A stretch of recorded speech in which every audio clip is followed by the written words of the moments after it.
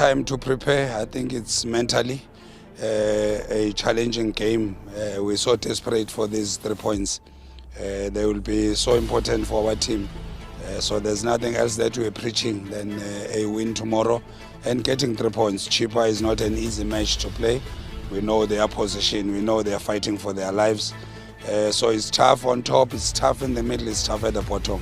But what's important for Pirates is to keep the mentality of the previous match and get the 3 points.